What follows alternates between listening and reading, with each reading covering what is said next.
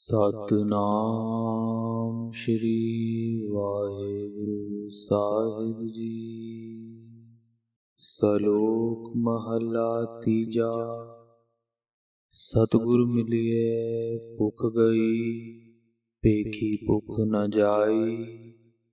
दुख लगे कर कर फिरे, आगे दूनी मिले सजाई। अंदर सहज न आयो, सहजे ही ले खाई। मन हठ जिसते मंगना, लेना दुख मनाई। इस पेखे थावो गिरहो भला, जिथो को बरसाई। सबद रते तिना सोजी पई, दूजे परम बुलाई। पइये किरत कमावना, कहना कछु न जाई। नानक जो तिस पावई, से भले जिनकी पत पावे थाई। महला तीजा। सतगुर सेविए सदा सुख, जन्म मरण दुख जाई। चिंता मूल न होवई, अचिंत वसे मन आई। अंतर तीरथ ज्ञान है, सतगुर दिया बुझाई। मैल गई मन निर्मल हुआ, अमृत सर तीरथ नाई। सज्जन मिले सज्जना, सच्चे शब्द सुभाई। घर ही परचा पाया, ज्योति ज्योत मिलाई। पाखंड जम काल न छोड़ई, ले जासी पत गवाई। नानक नाम रते से उबरे, सच्चे स्यो लिवलाई। पौड़ी तित जाए बहो सतसंगति, जिथे हर का हर नाम बिलोइए। सहजे ही हर नाम लेहो, हर तत् न खोइए। नित जपे हो हर हर दिनस रात, हर दरगे टोइए। सो पाए पूरा सतगुरु, जिस तुर मस्तक लिलाट लिखोइए। तिस गुर को सब नमस्कार करहो, जिन हर की हर गाल गलोइए। अर्थ: गुरु को मिलने से ही मनुष्य के मन की भूख दूर हो सकती है। भेष धारण करने से तृष्णा नहीं जाती।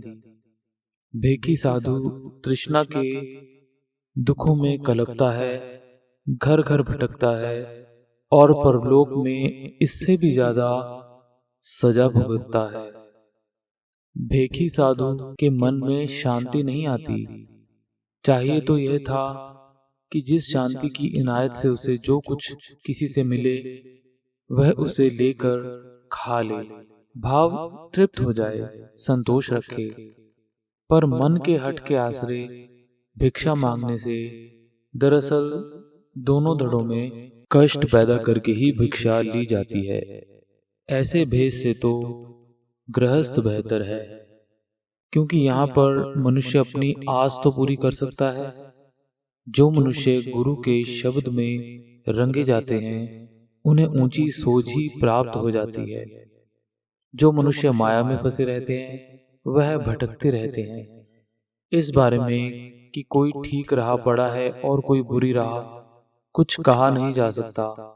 पिछले किए कर्मों के संस्कारों के अनुसार ही कार कमानी पड़ती है।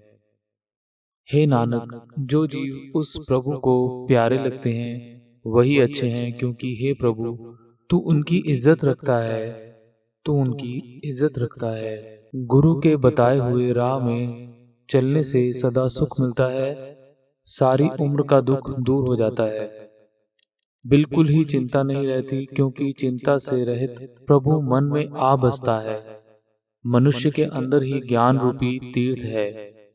जिस मनुष्य को सद्गुरु ने इस तीर्थ की समझ बख्शी है, वह मनुष्य नाम अमृत के सरोवर में अमृत के तीर्थ पर नहाता है और उसका मन पवित्र हो जाता है। मन के विकारों की मैल दूर हो जाती है। सतगुरु के सच्चे शब्द की इनायत से सहजे ही सत्संगी सत्संगियों को मिलते हैं। सत्संग से प्रभु में तवज्जो जोड़कर हृदय रूप घर में उनको प्रभु सिमरन रूप आहार मिल जाता है। पर पाखंड करने से मौत का सहम नहीं छोड़ता। पाखंड की इज्जत गवाकर मौत इसे लेकर चली जाती है। हे नानक, जो मनुष्य नाम के रंग में रंगे हुए हैं वे सदा स्थिर प्रभु के चरणों में ही तवज्जो जोड़कर इस सहम से बच जाते हैं। हे भाई, उस सत्संग में जाकर बैठो जहाँ प्रभु के नाम की विचार होती है।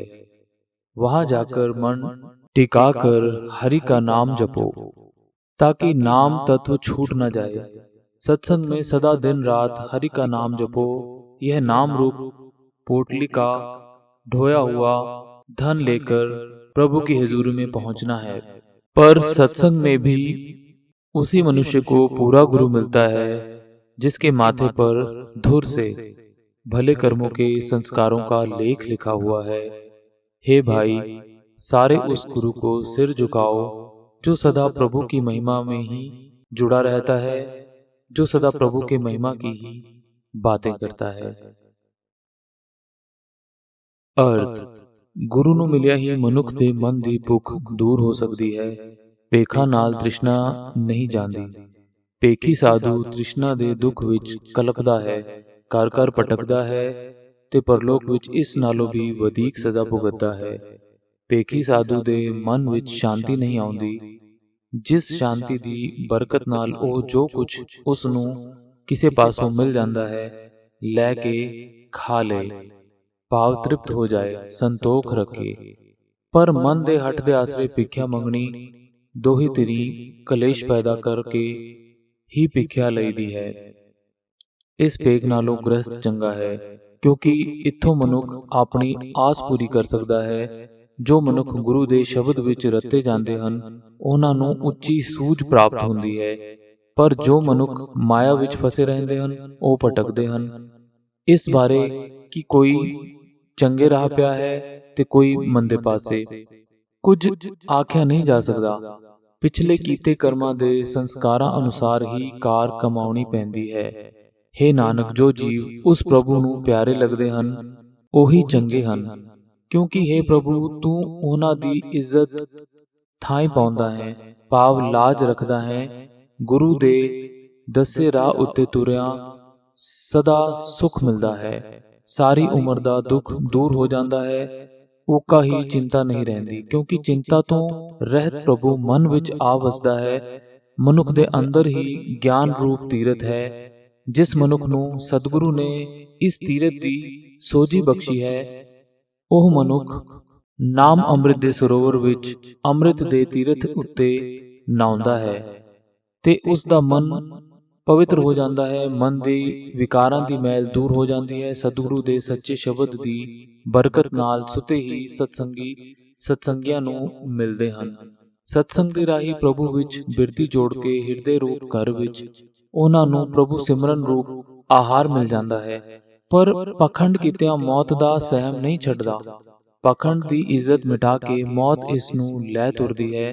हे ਨਾਨਕ, ਜੋ ਮਨੁੱਖ ਨਾਮ ਵਿੱਚ ਰੰਗੇ ਹੋਏ ਹਨ ਉਹ ਸਦਾ ਸਥਿਰ ਰਹਿਣ ਵਾਲੇ ਪ੍ਰਭੂ ਦੇ ਚਰਨਾਂ ਵਿੱਚ ਸੁਰਤੀ ਜੋੜ ਕੇ ਇਸ ਸਹਿਮ ਤੋਂ ਬਚ ਜਾਂਦੇ ਹਨ।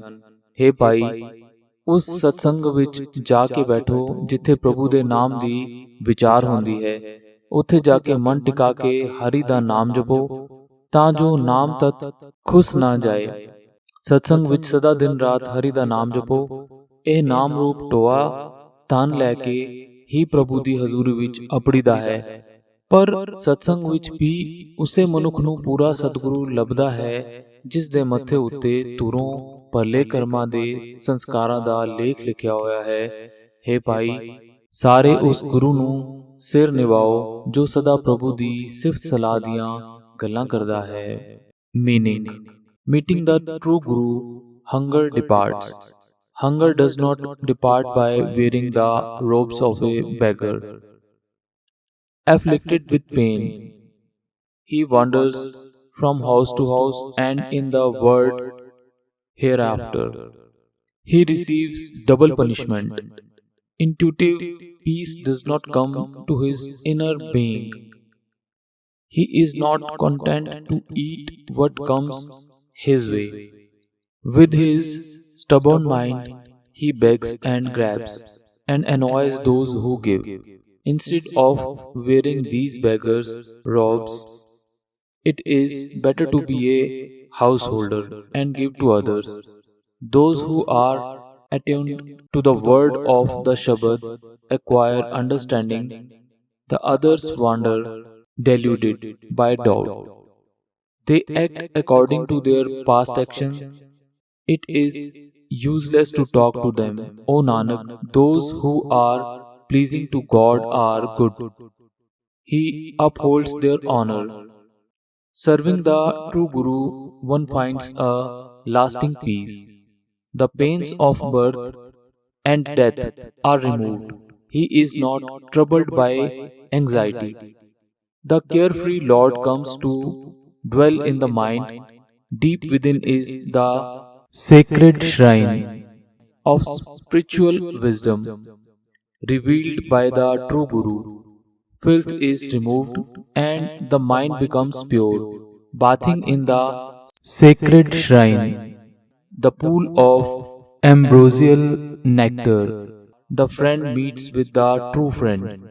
The Lord, through the love of the Shabad, within the home of his heart, he finds the divine self, and his light blends with the light. The messenger of death does not leave the hypocrite. He is led away in dishonor. O Nanak, those who are attuned to the Naam are saved. They are in love with the true Lord. Go and sit in the Satsangat, the true congregation, where the name of the Lord is churned in peace and poise. Contemplate the Lord's name. Don't lose the essence of the Lord. Chant the name of the Lord, Har Har, constantly day and night, and you shall be accepted in the court of the Lord. He alone finds the perfect true Guru, on whose forehead such preordained destiny is written. Let everyone bow worship to the Guru who speaks the sermon of the Lord.